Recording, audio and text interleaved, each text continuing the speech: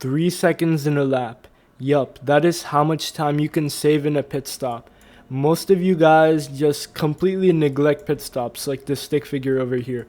You only focus on getting faster, which is perfectly fine and that is a valid thing to do. But you're ignoring pit stops and it's literally free lap time waiting to be claimed by you. So in this video, I'll show you what I do to save time during pit stops, including pit entry, driving in the pits, the actual pit stop, and pit exit. Let's start off with pit entry. There's a two-step process for it and here it is. But before I go over that, I have to show you how you can speed in the pit lane. Before you enter the pit lane, you usually see these cones that tell you that the speed limit is starting over here. But these cones are actually lying to you. The speed limit does not start over here. Let me explain. Imagine that this is the entrance to a pit lane and this 37 miles per hour, these are the cones over here, alright? The actual speed limit doesn't start being enforced until you're over here-ish. It depends on the pit lane. So in this like little area between the actual cones and the speed limit, you can be 47 here. You can be 80 miles per hour here. It does not matter. As long as by the time you're exactly on this green line, you are at 37.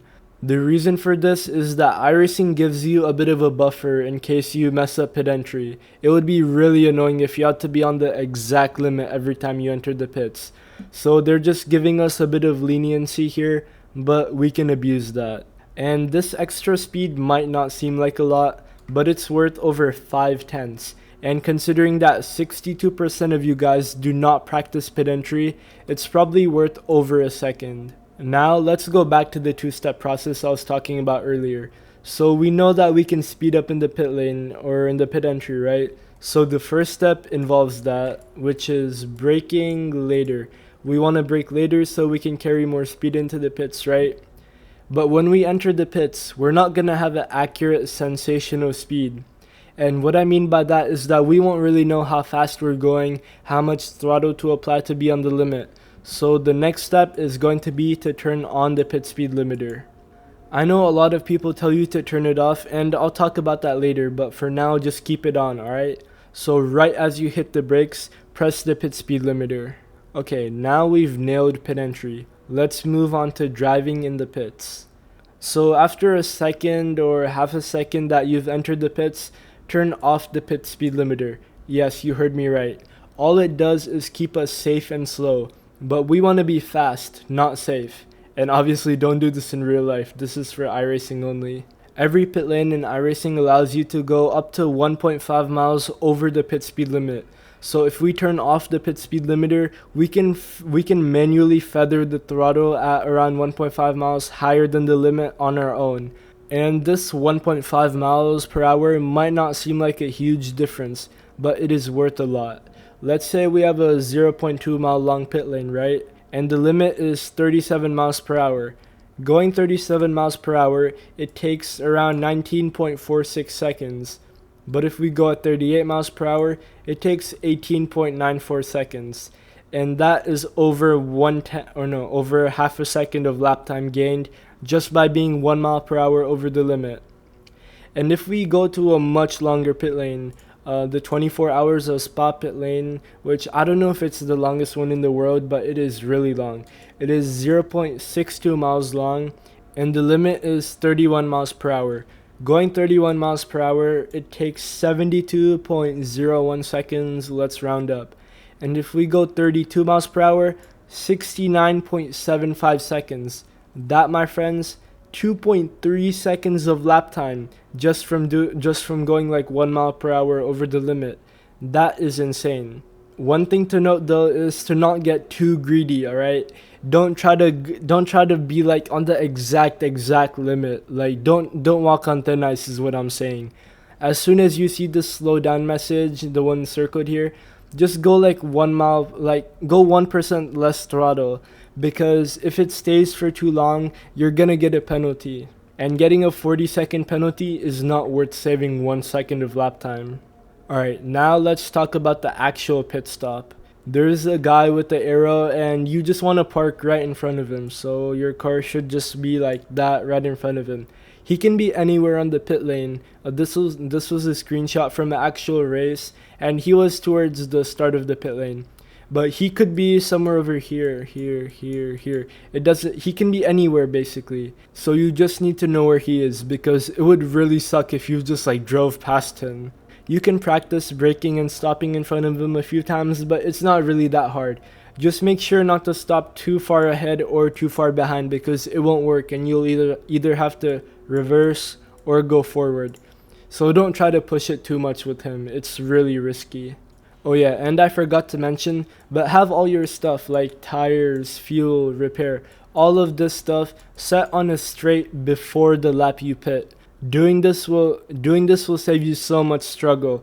Imagine you forget to add new fuel or forget to change tires before a pit stop. That would also really suck. And when this guy's holding you, this is the guy and this is your car, you want to turn on the pit speed limiter, because you need to get a sensation of speed when you go back up to the pit speed limit. Next thing you want to do is hold the clutch 100% and the throttle around 50 or 100 or 10%. The throttle depends on the car. If it's 100%, it might be like a Mazda MX-5. If it's at 50, probably a GT3. If it's at 10, probably like a F1 car. It just completely depends on the car you're using, because right now it's basically a standing start. So you want to have the best standing start possible here, right? There's gonna be a timer on the top of your screen, and as soon as that timer stops counting down, let go of the clutch and start applying more throttle, kind of like this. I'll show you an example. Okay, here's an example. Just take a look at the timer here and how I started going. Clutch 100 and throttle, and then let go of the clutch, apply throttle, and boom. And as soon as you get to the pit lane speed limit, turn off your pit speed limiter again. This will let you extract a little bit more lap time from the pits. Okay, there is one last thing you can do, but it is really risky. And I really wouldn't recommend doing this in most situations, because you're probably gonna get a penalty. And what is it, you might be asking? Right before the pit lane ends. So imagine this is the pit entry and this is pit exit. Really short pit lane, but just an example. Right at around this point where the green line is, just go 100% throttle, because normally people go 100% throttle over here, right? But if you go over here, you're not gonna get a penalty. It's such a short area, and you can save a decent amount of lap time from this. It depends on where the pit exit is, but you can save anywhere from 5/100ths to 5/10ths. It really depends on the track. If you combine all of these steps that I told you, you can easily save over 3 seconds in a single pit stop. Now I'm gonna show you an example of the almost perfect pit stop that I have, so you can see how it's kind of like. Right now I'm adjusting my stuff, change the tire, fuel, whatever. It's just an example. I put something random. Okay, pit entry here. I start braking at just the right time, pit speed limiter. I'm a bit over the limit, but when I'm in the pits, I am fine. I turn off the pit speed limiter, and I'm hovering a little bit over the limit right now. I will 2x speed this because it takes a bit. Okay, I reached the guy. I stop right in front of him, pretty normal, and he's fueling up my car and all that. I hold the clutch and apply throttle, and then I turn on my pit speed limiter. And as soon as the timer goes away, I let go of the clutch and start applying more throttle. So timer goes away. And side note here, I didn't turn off the pit speed limiter or start accelerating early on pit exit because it was right in front of me. And usually you don't have your pit box at the very end, because the chances of that are like 1 in 20, 1 in 30. So your pit box is usually like somewhere in the middle. And in this situation, I just didn't have it in the middle, so I didn't really see the need to turn off the pit speed limiter here.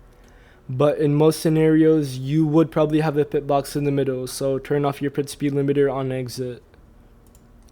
And I just exited the pits, and yeah, that was the perfect pit stop. Now, saving 3 seconds pitting is great and all, but let's be honest. In most series on iRacing, we don't pit.